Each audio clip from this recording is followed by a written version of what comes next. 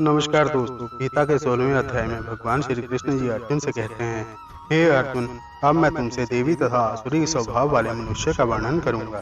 भगवान श्री कृष्ण जी ने देवी गुण वाले मनुष्य का वर्णन इस प्रकार किया है। भगवान श्री कृष्ण जी अर्जुन से कहते हैं, हे भरत पुत्र, निडरता, आत्मशुद्धि, आध्यात्मिक ज्ञान में रुचि अथवा ज्ञान का अनुशीलन, दान, आत्मसंतुष्टि, धीरज, क्षमा, प्रेम, दया, वेदों का अध्ययन, भक्ति, सरलता, अहिंसा, सत्यता, काम, क्रोध, मोह, लोभ आदि का त्याग, शांति, समस्त जीवों पर दया, मांस सेवन के लिए पशु हत्या न करना, शर्म, लज्जा, वचन का पालन करना, पवित्रता, मान सम्मान की अभिलाषा से मुक्ति, ये सारे दिव्य गुण है जो देवी प्रकृति से संपन्न मनुष्य में पाए जाते हैं। देवी गुण मोक्ष के लिए अनुकूल है और जन कल्याणकारी है। भगवान श्री कृष्ण जी ने आसुरी गुण वाले मनुष्य का वर्णन इस प्रकार किया है। भगवान श्री कृष्ण जी कहते हैं, हे अर्जुन, अब तुम मुझसे आसुरी गुण वाले मनुष्य के विषय में सुनो।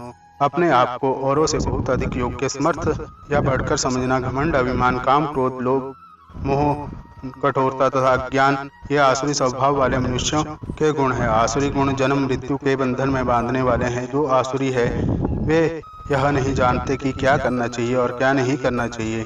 उनका जैसा मन करता है वह वैसा ही करते हैं। उनमें ना तो पवित्रता, ना उचित आचरण और ना ही सत्य पाया जाता है।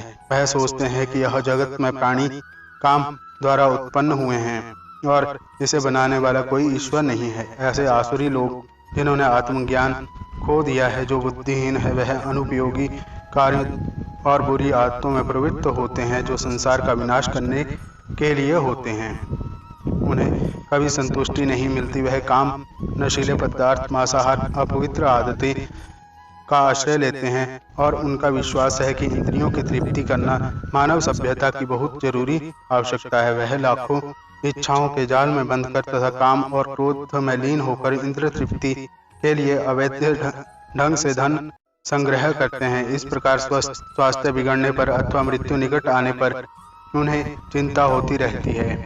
आसुरी व्यक्ति सोचते हैं, आज मेरे पास इतना धन है और अपनी योजनाओं से इस धन को मैं दोगुना कर दूंगा।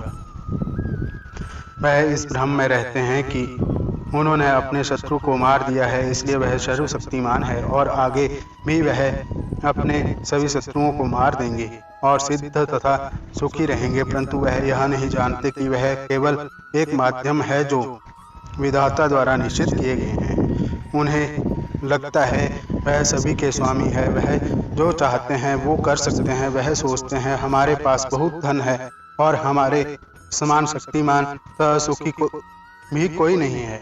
मैं यज्ञ करूंगा, दान करूंगा और सबको अपनी हैसियत दिखाऊंगा। इस प्रकार वह भौतिकता से ग्रस्त होकर मोह जाल में बंध जाता है और घोर नरक में गिरते हैं। उनके द्वारा कराए गए यज्ञ, पूजन, दान आदि मिथ्या अथवा पाखंड होते हैं जिनका कोई लाभ नहीं होता।